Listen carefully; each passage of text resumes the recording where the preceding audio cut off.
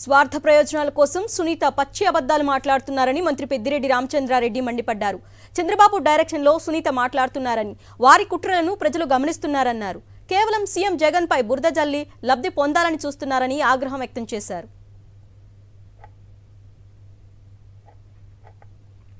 ఉమ్మడి అనంతపురం జిల్లాలో అన్ని స్థానాలను వైఎస్ఆర్సీపీఏ కైవసం చేసుకుంటుందంటున్న పెద్దిరెడ్డితో మా ప్రతినిధి Madhu face to face.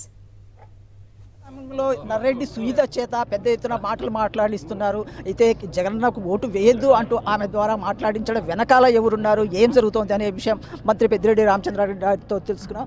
Sunitha మాట్లాడుతున్న తీరు ఏ విధంగా చూడాలి? మరి మొదటి నుంచి కూడా ఆమె వివాదాస్పదంగా వ్యవహారం చేస్తూ ఉంది.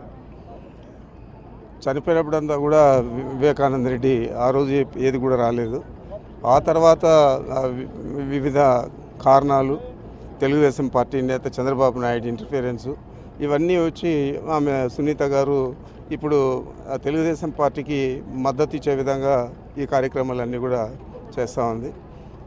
ఇది చాలా చింతించదగ్గ విషయము. ఏ సంబంధము లేని జగన్మోహన్ రెడ్డి మీద ఆరోపణలు తెలుగుదేశం పార్టీ వారు చేస్తూ ఉంటే వారికి వంత పలికే విధంగా ఈమె కూడా మాట్లాడుతూ ఉంది. దురదృష్టకరం. ఎప్పుడు కూడా ఆమె మాట్లాడలేదు. అప్పుడు తీరా జగన్మోహన్ రెడ్డి గారు ముఖ్యమంత్రి అయినాక తెర మీదకి వచ్చింది. మరి ఇది అందరూ ప్రజలందరూ కూడా గమనిస్తూ ఉన్నారు. ఇవాళ చంద్రబాబు నాయుడు సత్యసాయి జిల్లాలో పర్యటిస్తున్నారు. సత్యసాయి జిల్లాలో పర్యటించడానికి మాకేం అభ్యంతరం లేదు. ఆడ కాకపోతే స్టేట్లో ఆడైనా తిరగచ్చు. కానీ సత్యసాయి జిల్లాలో కానీ అనంతపురం జిల్లాలో కానీ అన్ని స్థానాలు గెలుస్తూ ఉండము.